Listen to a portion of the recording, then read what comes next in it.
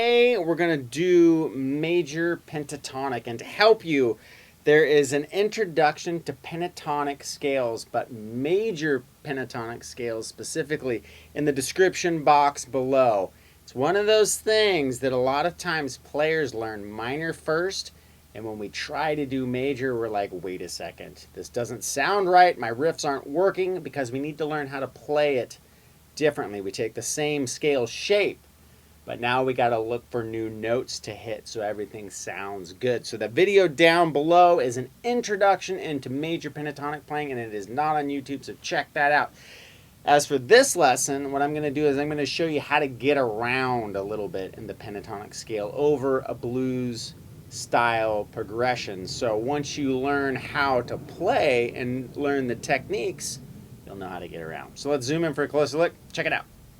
All right, so you're going to hear me refer to different chord inversions. Now, what I mean by that is, say A, the key we're going to play, or A major more specifically.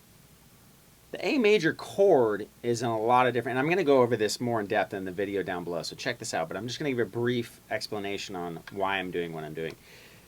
The A chord is in different spots. You got an A there. That would be the A shape. You got an A here. This would be kind of the E-shaped version of the A chord, because if you look right here, these three fingers, they form an E chord, right?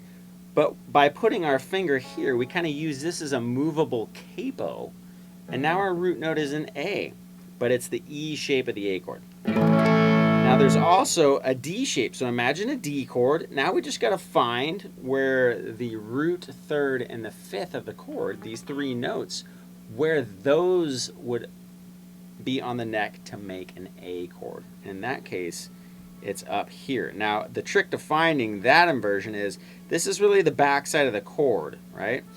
Your root would be a whole step down on the D string. So you would find the A note right here on the D string, and then you go up a whole step, and on the bottom three strings you make that D shape. Now, that chord's kind of hard to make. You could do it like this, but it's kind of difficult. So a lot of players will play it like this, because usually in a band situation, the bass player will be playing the lower notes anyway. So, and in this context, we're going to use it to solo. Now, check this out. So, if we were in A minor pentatonic, a lot of us would, right, there's our A minor chord, do a riff like that, because our root note, or the A note, is right here. Now, our A major, right, we take the same minor shape. If we move it down 3 steps, 1, 2, 3, now that same, right, shape is located at the starting at the 2nd fret. And when we do this, now it's A major. Now in this instance, our root notes are out of this E-shaped chord, and those are the notes we're targeting. Okay, also this note right here. Okay, so, right, those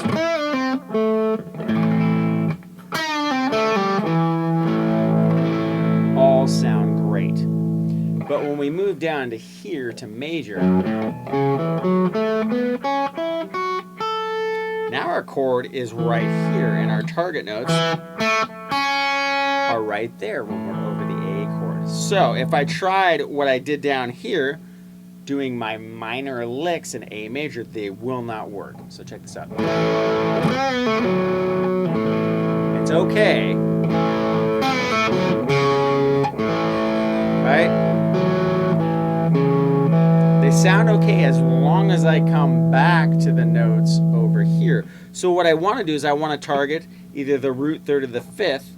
That's what makes the chord. Okay, so we have E, right? If you relate to the notes here, it's the fifth, right? There's our root, the A note, right? And there's the third, the note that makes it major or minor, right? Because if we brought it down, then we're, okay, then we're minor. So what we can do,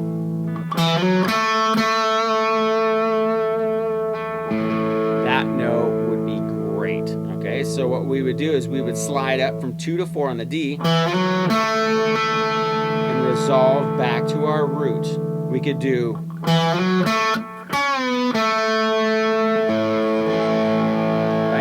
sounds great. So we would slide from 2 to 4, hit our root on the G string second, and then I could bend up the fourth fret G and come back to the root. Now that note also sounds great because we're actually bending up to the 3rd of the next chord. Okay. So what I would do, that's how we can get from position 1 to 2 and still hit great notes in the A chord. So I would go 2 to 4 on the D, catch 2 on the G. Now I'm going to slide from 4 to 6 on the G, right? Going up to the 3rd of this chord, because there's our triad. So I'm going to go up, hit the B5, and then I'm going to hammer from 5 to 7 on the B, and then hit our root note on the E. So we got, and I can do the same thing, right? And when I bend that note up a whole step, the 7th fret, again I'm getting to my next A chord down here. So we got,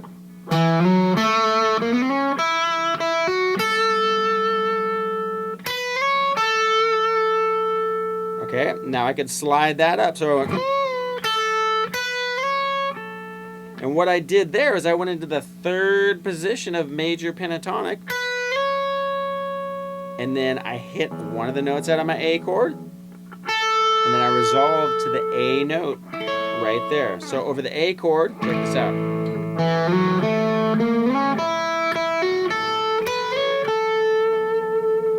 I went through 3 positions. I hit one wrong note, so you know.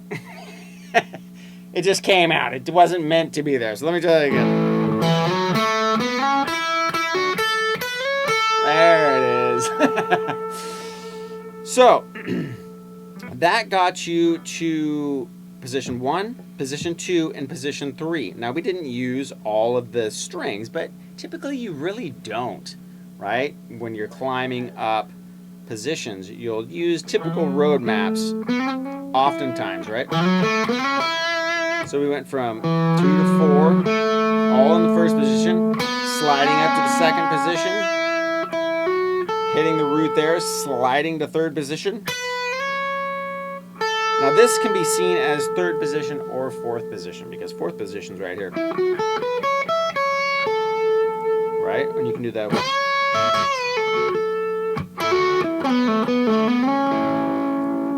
So you start to see that it becomes more about chord tones than actual scale shapes. But we gotta know the shape to help us get there in the beginning. We can really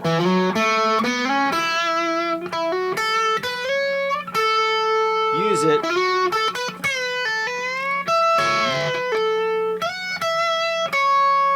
right? Because I'm just hitting all those A chords. Now there's even more than that, right? If you start to experiment with the cage system, you get all the inversions of the chords, right? But that's just 3. That's the major 3 that I work from, because typically you'll find a lot of the riffs that you're going to play, especially when they're a little bit more basic riffs and starting out in soloing, you'll find that those shapes are really used a lot. So the A shape, the E shape of the chord, and the D shape. Right?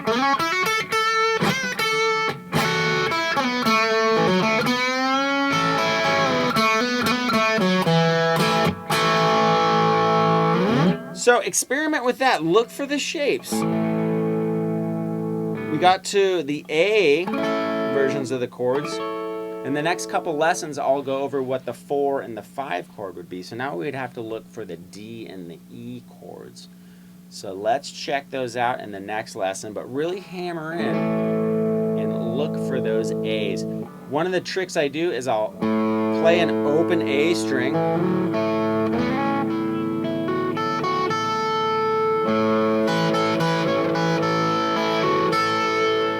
right? And listen for that sound, right? Resolving to those chord tones, because it'll sound good over that A note.